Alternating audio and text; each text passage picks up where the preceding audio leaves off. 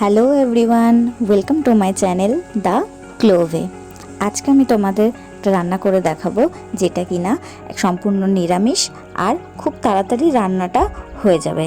আর সেটা হচ্ছে আলু মেথি শাকের একটা সুন্দর রেসিপি। আলু মেথি শাক রান্না করার জন্য শুরুতেই আমি এখানে নিয়ে নিচ্ছি 1.5 খানা আলু, একটা বড় আলু আর একটা একটু ছোট বা একটা বড় আলু, সেটাকে আমি একটু কেটে নিয়েছি।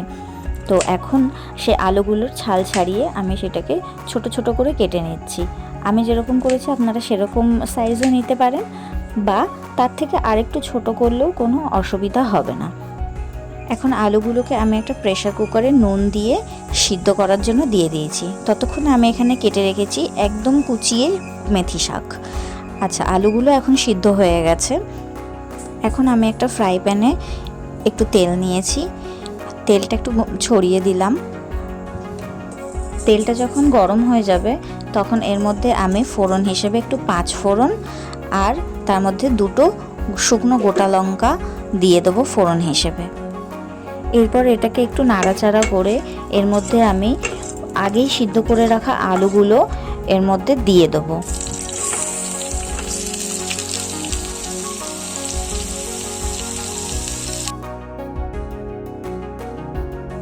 এখন আমি এর মধ্যে একে একে একটু নুন আর একটু হলুদ গুঁড়ো আর একটু লঙ্কার গুঁড়ো দিয়ে দেবো। দিয়ে কিছুক্ষণ এটাকে নাড়তে থাকবো।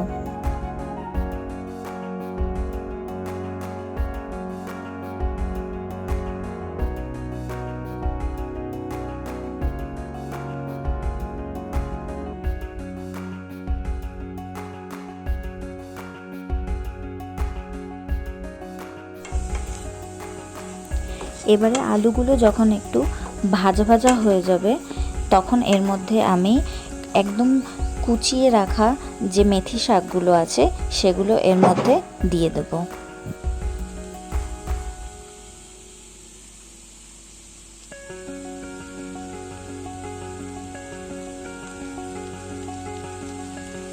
মেথি শাকগুলো দেওয়া হয়ে গেলে এবার একটু খুন্তি দিয়ে নাড়িয়ে চাড়িয়ে নেব। এখানে শাকের মধ্যে আমি কোনো জল দিচ্ছি না, কারণ শাকের মধ্যে নুন দিলে শাকের নিজেই জল ছাড়তে আরম্ভ করবে। তাই একে একে এই শাকের মধ্যে আমি এখন নুন আর একটুখানি চিনি স্বাদ অনুসারে দিয়ে দেবো।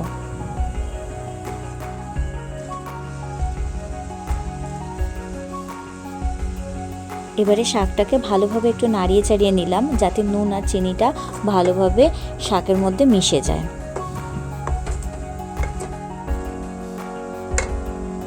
মেশানো হয়ে গেলে এখন আমি কিছুক্ষণ শাকটাকে ঢাকা দিয়ে রেখে দেবো।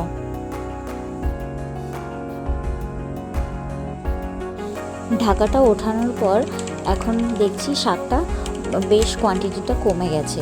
এখন এর মধ্যে আমি একটু চানা মশলা মিশিয়ে দিয়েছি। এটা অপশনাল, আপনারা চাইলে দিতেও পারেন নাও দিতে পারেন বা এর বদলে অন্য কোনো মশলাও ইউজ করতে পারেন।